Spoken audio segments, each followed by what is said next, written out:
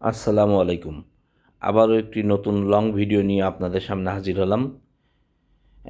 আশা করি ভিডিওটি না টেনে আপনারা সম্পূর্ণ দেখার চেষ্টা করবেন, ইনশাআল্লাহ ভালো লাগবে।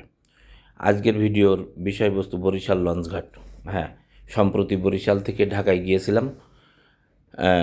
বরিশাল থেকে ঢাকায় যাওয়ার একটা বিশেষ কাজ ছিল, যার কারণে মনে করলাম বাসে না যেয়ে একটু নতুন অ্যাডভেঞ্চার হওয়ার জন্য বরিশাল লঞ্চঘাটে গেলাম এবং লঞ্চে যাওয়ার প্রস্তুতি নিচ্ছি যে কোন লঞ্চ। বড় বড় 3টে লঞ্চ ছিল। এটা সবচেয়ে বড় লঞ্চটা চোখে বেঁধেছে সুন্দরবন এবং মানামি। এই 2টা লঞ্চ ছিল সবচেয়ে বড় লঞ্চ। আর একটা ছিল এই যে এই পাশেরটা দেখতে পাচ্ছেন, যে এই লঞ্চটাও মোটামুটি ভালোই বড়ই, 3টাই বড়, সবচেয়ে বড় সুন্দরবন। তা যাই হোক, সব দেখাশোনার পরে মানামি লঞ্চে গেলাম। লঞ্চের জার্নি যে এত সুন্দর, এত কি বলবো, আরামদায়ক। ইতিপূর্বে কোনোদিন লঞ্চে এই লং জার্নি করি নাই। তো যা হোক, এই মানামি লঞ্চে গেলাম এবং 4তলা বিশিষ্ট এই লঞ্চটি, 4তলার উপরে একটি কেবিন নিলাম। যার আপনারা যারা লঞ্চে যাবেন কেবিনে, তারা অবশ্যই যাচাই একটু করে নেবেন, দরদার করে নেবেন।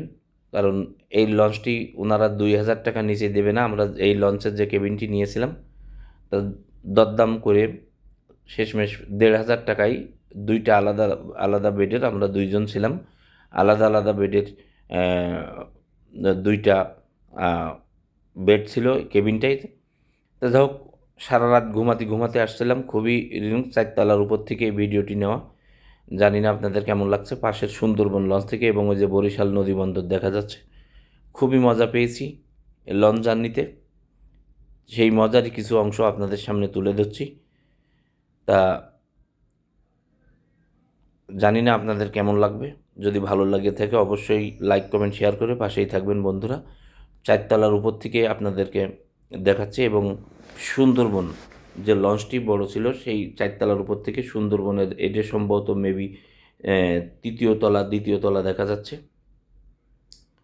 তা আপনারা অবশ্যই ঢাকা বরিশাল ট্যুরে একবার অন্তত লঞ্চে যাবেন, খুব ভালো লাগবে। এই জন্যই দেখি যে লঞ্চে মানুষ এত যাতায়াত করে, অসংখ্য ভিড় হয় লঞ্চে। অবশ্য লঞ্চে যাতায়াতও কস্টিং কম। মামা কেমন লাগছে আপনার লঞ্চে এসে? শুনুন। আলহামদুলিল্লাহ, ভালো লাগছে। ভালো লাগছে? হরেন শুনে উঠে আসলাম দেখার জন্য। এখন আমরা এই লঞ্চে স্থান ত্যাগ করিনি। না, সুন্দরবন সবচেয়ে পরে যাবে বলে আমাদের লঞ্চের যেখানে লঞ্চ চালাই সারেঙ্গন, আমাদের সারেঙ্গন প্রস্তুতি নিচ্ছে।